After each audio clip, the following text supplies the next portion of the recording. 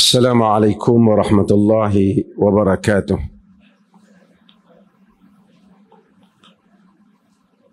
Alhamdulillah. Nahmaduhu wa nasta'inuhu wa nastaghfiruh. Wa na'udzu billahi min syururi anfusina wa min sayyiati a'malina. Man yahdihillahu fala mudilla lahu wa man yudlil fala hadiya lahu.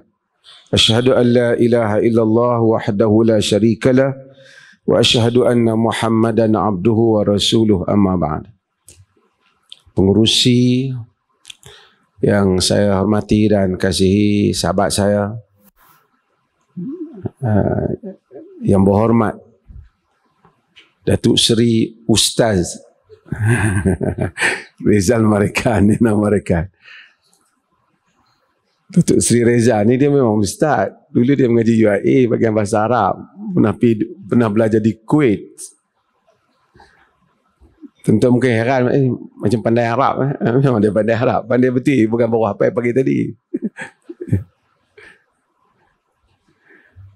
Yang dihormati Datuk Mustafa Muhammad Mustafa, CEO Madrid, Saudara Syukri Ibrahim dan seluruh pimpinan Madrid dan semua yang mungkin saya tak hafal namanya. Saya dengar tadi.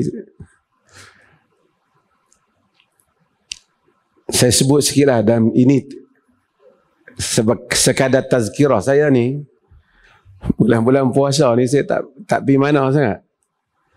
Tapi oleh kerana Datuk Seri Reza dia telefon sendiri, saya main lah juga. Kalau tidak saya duduk tekap peralih lah. Baru balik Sabah dan kami ada operasi di Sabah. Tadi Datuk Seri sebut tentang peperangan Badar. Peperangan Badar ini dikenali juga sebagai hari peperangan Badar, sebagai Yaumul Furqan, hari yang membedakan antara yang benar dengan yang tidak benar. Dan Al-Quran, salah satu namanya ialah Al-Furqan. Tabarakalladzi nazzala al-furqan ala abdihi liyakuna lil alamina nadhira. Ni ada anak-anak kita yang Maha Suci Tuhan yang menurunkan Al-Furqan, kriterian yang mana untuk dijadikan peringatan bagi sekalian, turun kepada hambanya untuk dijadikan peringatan bagi sekalian alam. Al-Furqan membedakan, yakni keupayaan membedakan, membezakan. Kita hidup ni dapat datang ke tempat kerja, dapat pulang ke rumah, dapat makan makanan, kerana keupayaan kita untuk membezakan. Jika kita tak ada keupayaan membeza antara pejabat kita dengan pejabat orang, kita tak sampai pejabat kita.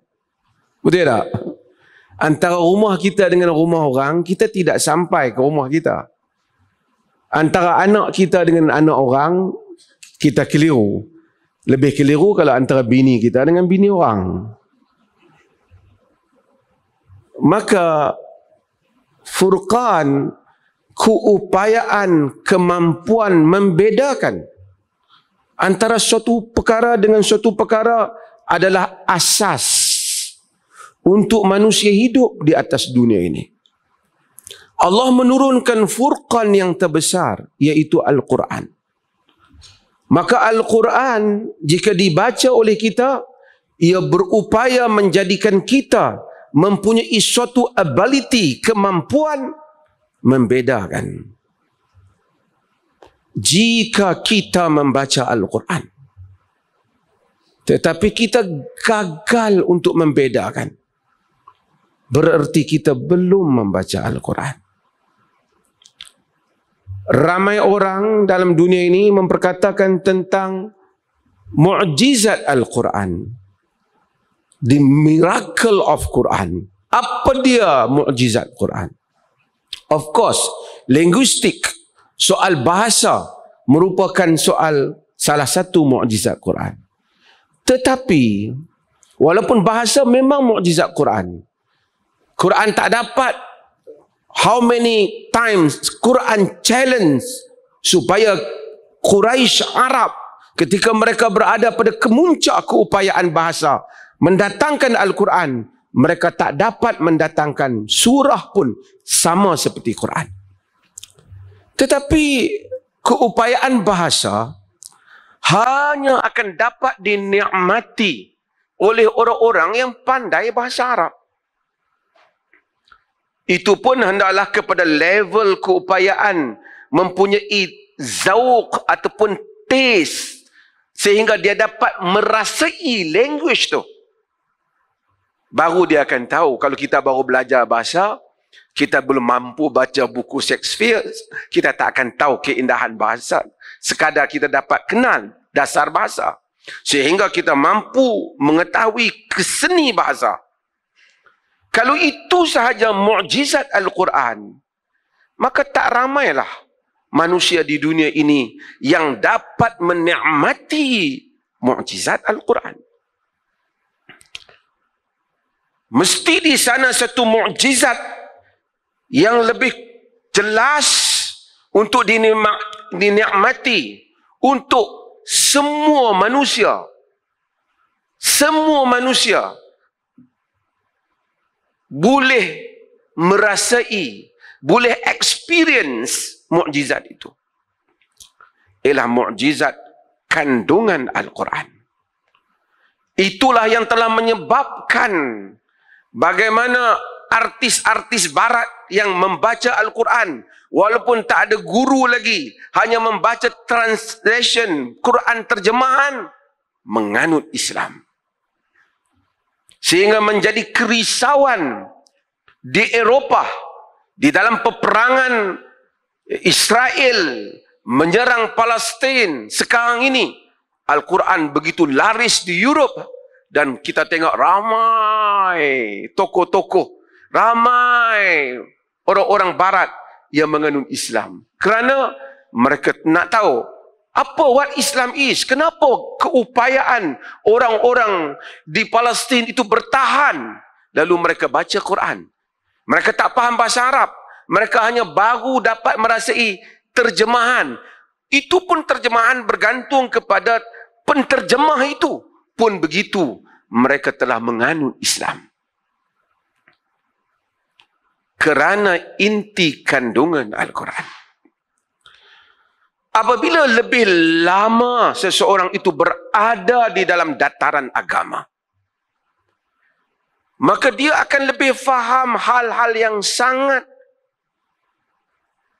penting dalam hidup yang mungkin tak dipahami oleh orang. Saudara-saudara sekalian, untuk hidup semua orang hidup. Muslim, bukan Muslim, berbagai agama hidup. Tetapi memaknai makna hidup. Sehingga hidup itu benar-benar hidup. Ini hanya dapat difahami oleh orang yang memahami Al-Quran.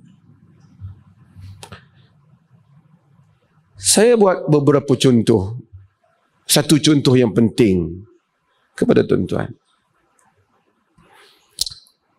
Kalau kita baca tentang fadilat puasa, apa dia offer yang terbaik yang Allah offerkan kepada kita kalau kita berpuasa?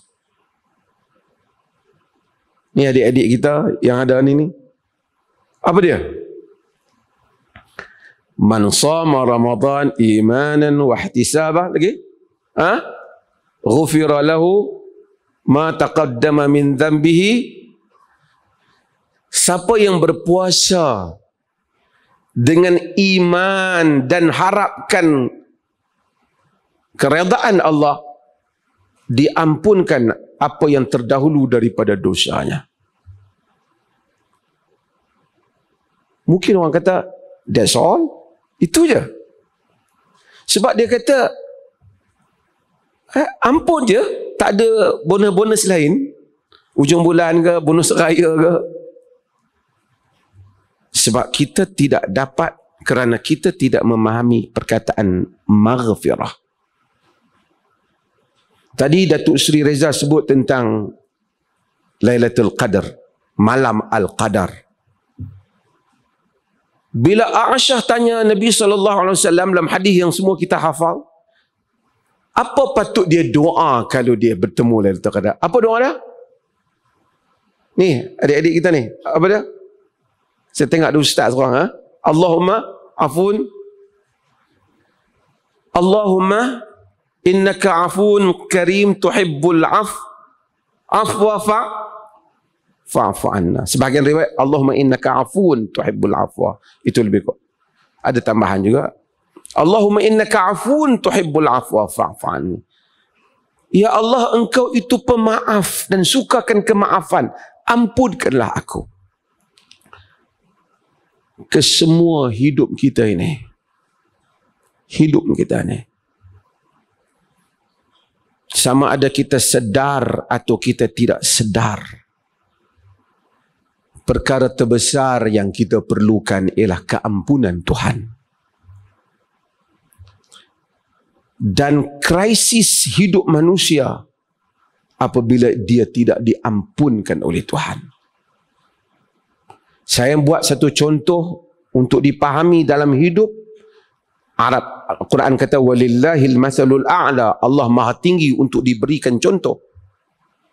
Tapi untuk kita faham, kita kerja di satu pejabat kita ni, kita ada bos kita,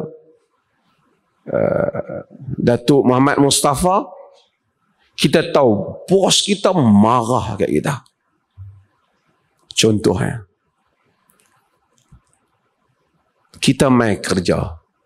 Setiap kali kita nak sampai pejabat, kita rasa apa?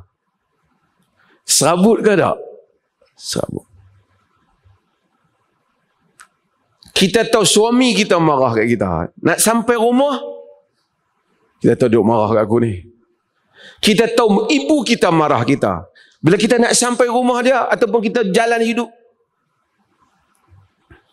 Bagaimana orang yang tahu Tuhan tidak mengampunkan dia, sedangkan dia hidup di atas dengan kehidupan keseluruhan yang dia hidup, keseluruhannya tidak ada kecuali ia bergantung kepada Tuhan. Maka lawan opposite kepada keampunan itu apa dia? Adalah azab. Ulaika alladhina ishtaru ad-dhalala bil huda wal azaba bil maghfirah. Mereka itu orang-orang yang membeli kesesatan dibayar petunjuk, dan membeli azab dibayar dengan keampunan. Lawan kepada keampunan adalah azab. Orang yang tidak diampun oleh Allah, dia hidup dalam azab. Dia ada satu keresahan yang dia tidak tahu ubatnya dalam hidupnya. Dia mungkin memiliki kekayaan, kedudukan. Dia mungkin telah cuba buat segala perkara. Dia mungkin cuba mengembirakan dirinya. Di dalam dirinya ada azab yang tidak padam. Dia mencari-cari dirinya yang dia tidak bertemu. Dia mungkin dinaikkan pangkat. Dia mungkin ada rumah yang elok. Mungkin ada family yang bagus. Tapi dia kehilangan ketenangan dalam memaknai hidup. Kerana dia tidak mendapat maghfirah. Maka Allah jadikan keseluruhan perjuangan hidup kita ini. Wasari'u ila maghfiratin min rabbikum wa jannatin arduha as-samawati wal ardu uiddat lil muttaqin. Wasari'u, kamu segerakanlah. Sari'u ni, siapa belajar bahasa Arab dia tahu. Dalam ayat lain Allah kata sabiqu ila maghfirah, race towards forgiveness of Allah Subhanahu wa taala. Kamu berlumba-lumba kepada keampunan Allah. Allah suruh kita berlumba-lumba kepada keampunan dia. Dan syurga yang luasnya seluas langit dan bumi. Tuan-tuan, sehingga hari ini saintis boleh mengukur ukuran bumi tapi belum dapat mengukur luasnya langit. Tuhan kata syurga seluas langit dan bumi. Wa idza ra'aita thamma ra'aita na'iman wa mulkan kabira. Saya suka dia punya apa Quran. Dan apabila kamu lihat, kamu akan dapati ia satu nikmat dan kerajaan yang besar. Orang yang masuk syurga, orang tu mungkin di dunia dulu pegawai kecil saja, tapi orang yang masuk syurga, dia akan mendapati nikmat dan kerajaan yang besar. Sebesar mana kerajaan dunia, dunia hanyalah debu yang halus bagi cakrawala yang luas. Allah menyediakan kerajaan bagi setiap yang memasuki syurga. Dia lebih daripada segala maharaja yang ada di atas muka bumi ini. Quran janji. Allah kata, wasari'u ila maghfiratin min rabbikum. Berlumbalah kamu kepada keampunan Tuhan kamu. Allah suruh kita berlumba kepada keampunannya. Saya nak bedakan dalam ayat yang lain Allah kata sabiqu ila maghfiratin min rabbikum wa jannatin arduha ka'ardis samawati wal ard. Kamu berlarilah kepada keampunan Tuhanmu dan syurga yang luasnya seperti luas langit dan bumi. Tapi bila Tuhan cakap tentang kerja, saya bukan kata jangan kerja kuat, tentang dunia, tuan-tuan tengok, ni kita baca Quran, sebab tu baca Quran. Quran amazing. Cara Quran mentadbirkan, memberikan perkataan sangat-sangat halus. Bila Quran cakap tentang dunia, Quran kata apa? Huwallazi ja'alakumul arda dhalulan famshu fi manakibiha wa kulu min rizqih wa ilaihin nusyur. Dialah yang telah menjadikan untuk kamu bumi yang dimudahkan untuk kamu. Famshu fi manakibiha wa kulu min rizqih. Ni surah apa ni? Al-Mulk. Dan kamu berjalanlah di atas muka bumi dan makanlah rezekinya. Untuk hidup Allah kata kamu berjalanlah, tapi untuk akhirat Allah kata kamu berlarilah mendapatkannya. Kita berlari untuk mendapatkan dunia. Tak salah kita berlari, tapi masalahnya kita berjalan untuk mendapatkan akhirat. Maka kita diselubungi dengan resah yang kita tidak tahu. Segala pencapaian hidup. Agama suruh kita capai dalam hidup. Agama suruh kita berjaya. KPI, matret ada KPI dah. Setiap kementerian ada. Tetapi untuk manusia keseluruhan, tuan-tuan dan saya, satu KPI yang sama Allah bagi jadi. Yang mesti kita capai. Dan mesti kita ingat. Tak payah jadi mufti, tak payah jadi syekh besar, tak payah jadi orang besar, sama ada sapu sampah di jalan ataupun orang besar yang memegang jawatan, sama saja KPI dah. Kullu nafsin dha'iqatul maut wa innama tuwaffawna ujurakum yawmal qiyamah faman zuhziha 'anil nar wa udkhilal jannah faqad faz. Mana ni? Faqad wa mal hayatud dunya illa mata'ul ghurur. Sangat simple, very clear. Kullu nafsin dha'iqatul maut. Semua yang hidup, semua nyawa nafs akan merasai mati. Every soul will taste death. Semua yang hidup mesti mati. Dan kita yakin, sebesar mana hebat kita pun, every day kita tahu ada orang mati. Tak ada lagi orang yang kita dengar, Assalamualaikum, good morning, Apa khabar, daripada mana? Oh, saya sebenarnya dah 500 tahun dah umur. Tak ada. 80 tahun, 90 tahun, jarang-jarang. 60 tahun pun kadang-kadang dah sakit.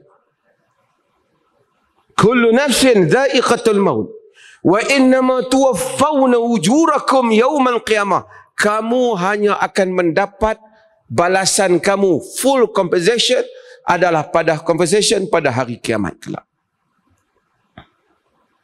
Hari ini tak dapat penuh. Kadang-kadang kita buat baik, orang tak puji kita pun. Kadang-kadang kita buat betul, orang kata kita salah. Tapi Allah kata, in the day of judgment, pada hari kiamat, semua orang akan dapat yang penuh. Tak ada orang yang miss dia punya kebaikan. Kamu akan dapat sepenuhnya ganjaran kamu, balasan terhadap apa yang kamu buat. Tapi Tuhan kata satu KPI kamu. Faman zuhziha 'anil nar. Sesiapa yang thrown away from the hellfire. Sesiapa yang diselamatkan daripada neraka dan dimasukkan ke dalam syurga, faqad faz, maka dia telah berjaya.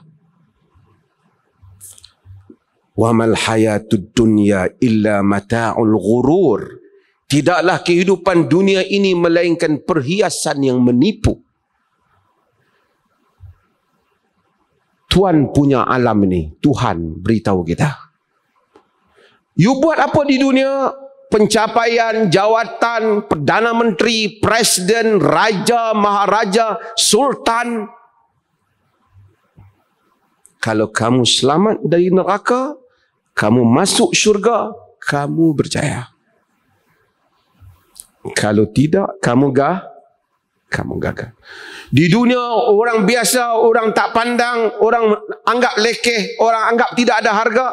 Kalau kamu masuk syurga, kamu selamat daripada neraka, kamu berjaya. Sejauh mana pun pencapaian yang dicapai oleh insan, tapi kalau dia masuk neraka, dia gagal.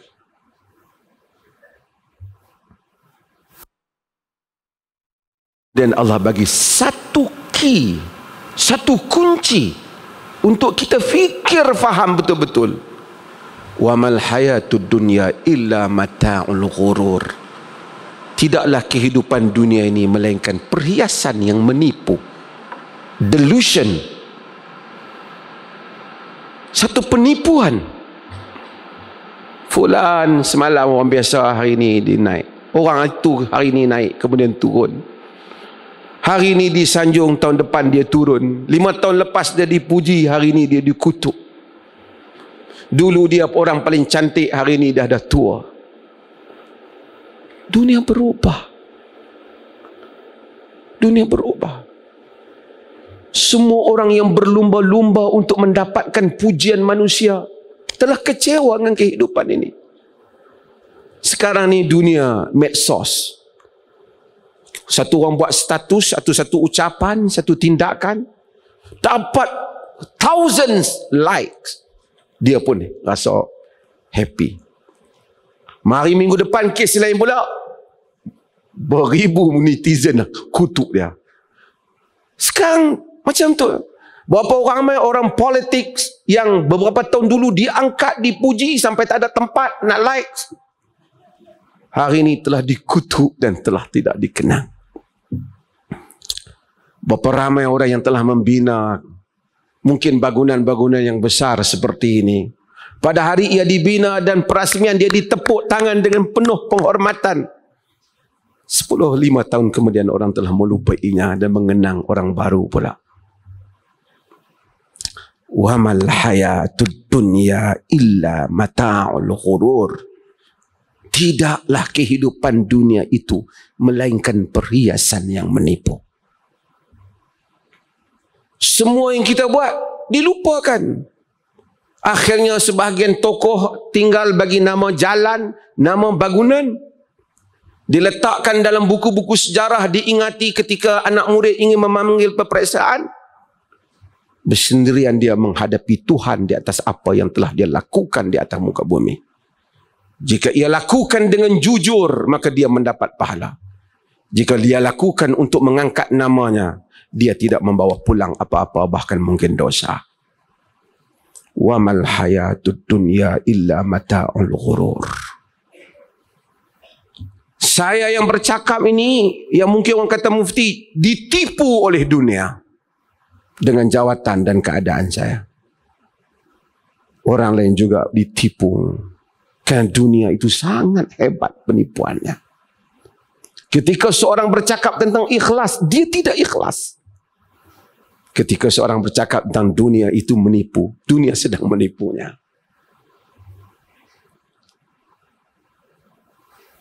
Agama, furqan. Agama menjadikan seseorang dapat membedakan apa yang ia lihat di hadapannya. Hadirin dan hadirat yang dirahmati Allah. Apabila peringkat-peringkat hidup manusia berubah, keadaan, rasa, perception dia juga akan berubah. Anak-anak kecil yang kita lihat di hadapan kita ini, ketika kita pernah melalui hidup seperti mereka, banyak makanan-makanan kita rasa sangat sedap di lidah kita. Hari ini setelah kita dewasa, kita tak makan lagi itu. Berapa banyak keadaan-keadaan yang kita rasa bahagia, kemudian ia tidak bahagia. Rumah tangga juga demikian. Tempat kerja, kumpulan, parti politik, kampung halaman, berubah dengan berubahnya masa dan keadaan diri yang merasakannya. Puasa, agama, ia memasukkan rasa yang benar di dalam diri kita. Supaya kita bukan saja ada furqan, kita ada rasa zauq yang benar. Sehingga kita dapat merasai yang manis itu manis, yang pahit itu pahit.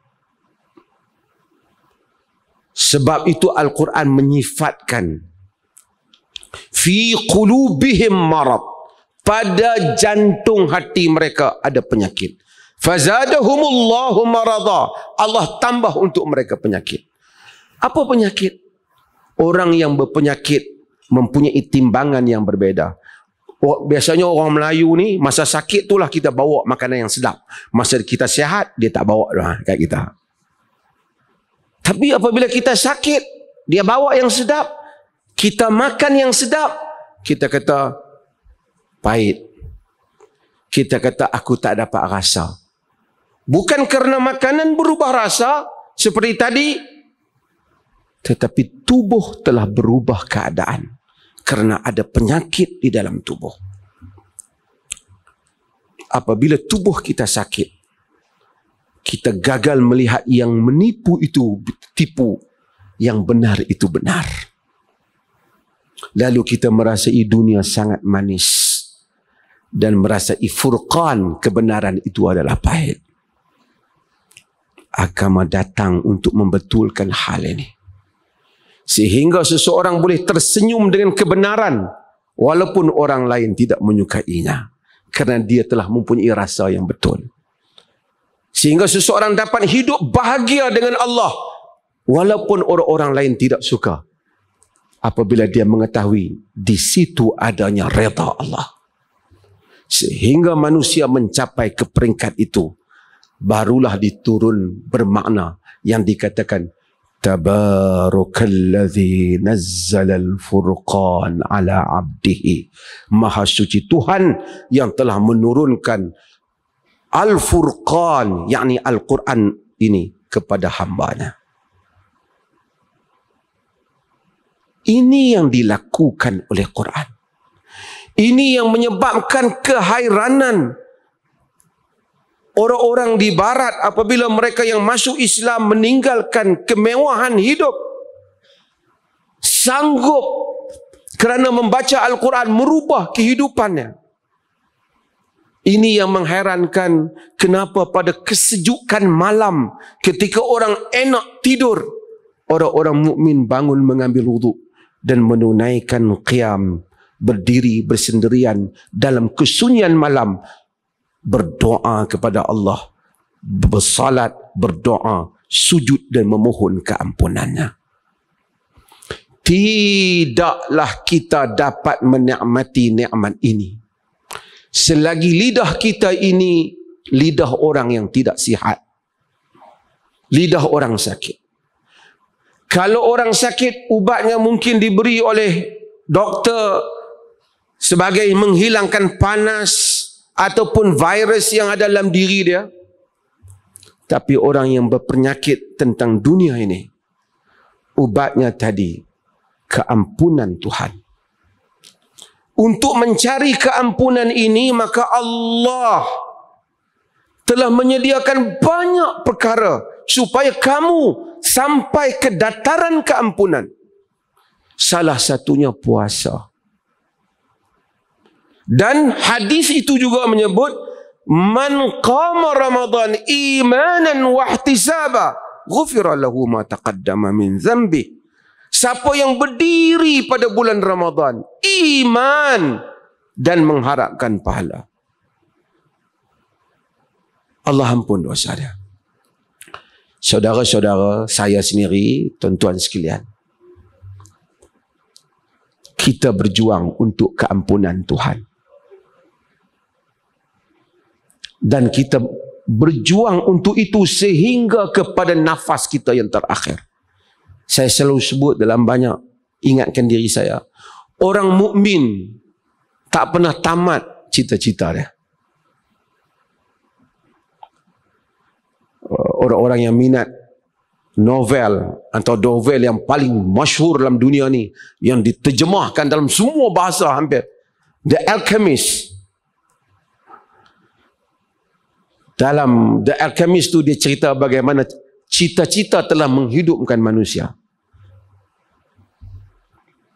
Ramai pembaca, dikatakan tidak ada Presiden Amerika yang tak membaca The Alchemist. Tapi saya nak cerita, dan itu termasuk cerita semangat satu orang untuk terus hidup berniaga kerana dia nak pergi haji. Dia seorang Kristian, tapi dia tulis. Tapi saya nak cerita orang mukmin, kenapa dia hidup. Kebanyakan orang bila sampai pencen, dia kata, aku ni tak ada apa cita-cita lah. Nak pencen dah. Nak tunggu berapa hari je dah lagi. Ingat habis ni nak tengok cucu je kot. Tak ada apa. Apa harapan pakcik? Tak ada harapan apa dah. Hang tengok umur aku ni. Saya cakap orang utara kata. Hang tengok umur aku ni, harapan apa dah. Itu membedakan. Bukan saya kata dia silap. Tapi mungkin dia terlepas pandang. Mengapa orang seperti Abu Ayyub Al-Ansari yang Nabi pernah duduk di rumah dia? Makam dia tu kira tinggi kerana Nabi pernah menumpang di rumah dia. Tapi sehingga akhir hayat dia suruh membawa diri dia sehingga ke perbatasan yang terakhir umat Islam berperang di Turki.